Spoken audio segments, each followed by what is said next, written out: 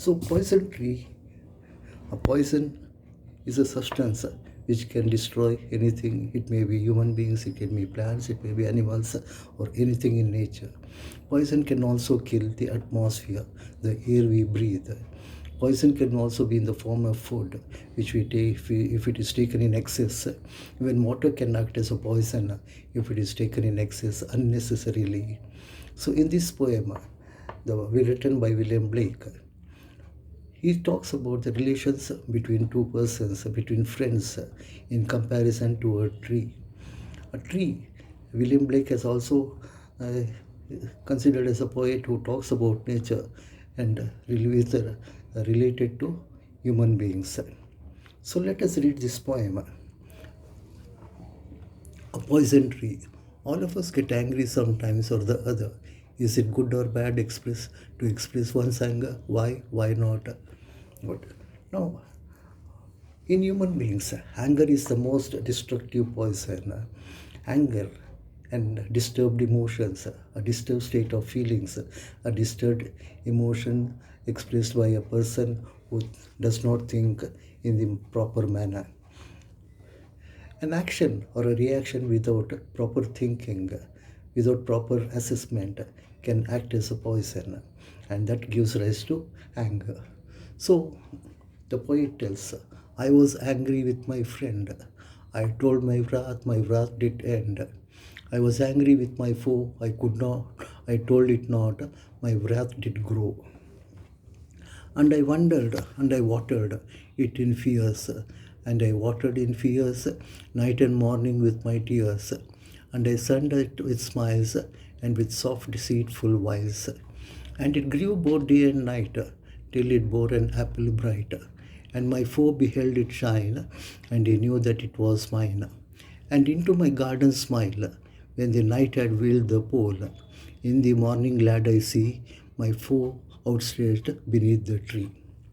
So, William Blake tells in this beautiful poem the state of anger, the ability to control the anger, and the expression of a person towards someone who likes him or someone who hates him.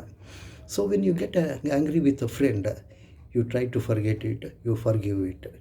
But at the same time, if you get anger, if you lose your temper, if you lose your emotions, if your emotions are not appropriate in front of a person who is not friendly, what does it do? It simply grows. It simply grows and grows till it kills yourself as well as the other friend, other person. So I was angry with my friend. I told my wrath did end. So the poet tells he got angry. He lost his temper with his friend due to some reason. But just because he was his friend, he controlled his anger and it composed himself to be in a amicable manner. I was angry with my foe. I told it not, my wrath did grow. But at the same time, due to some reason, the poet tells he got angry with a person whom he did not like, who happened to be his enemy, his foe. He tried to control it, but he could not because he had a particular emotion towards that person who hated him and whom he hated, and the anger, instead of getting subsiding, it simply grew and grew.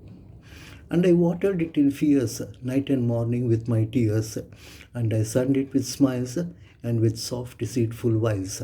So, as the anger grew against the friend, against the foe, unfriendly person that is the foe, it went on growing.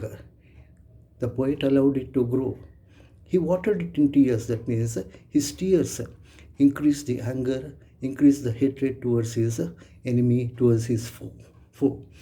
So day and night he shed his tears because he was filled with hatred, he was filled with anger at his enemy.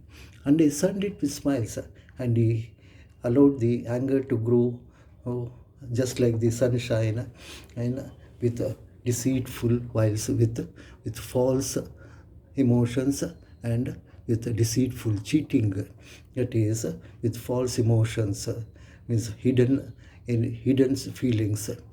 So the smiles and the smiles which he gave towards his foe was filled with hatred. It was hidden. The foe could not make it out. So the poet allowed his anger to grow against his friend, and by watering it with his tears, and also allowing the energy from his body energy to provide more and more anger towards his foe, just like this sun which gives energy to the earth. And it grew both day and night, till it bore an apple bright. And my foe beheld it shine, and he knew that it was mine. The anger grew and grew and grew, just like red tasty and attractive, appealing apples on the trees, and the foe, the poet's enemy and the speaker's enemy, saw the apple. He felt like having it if he was attracted it, just like the Adam's apple.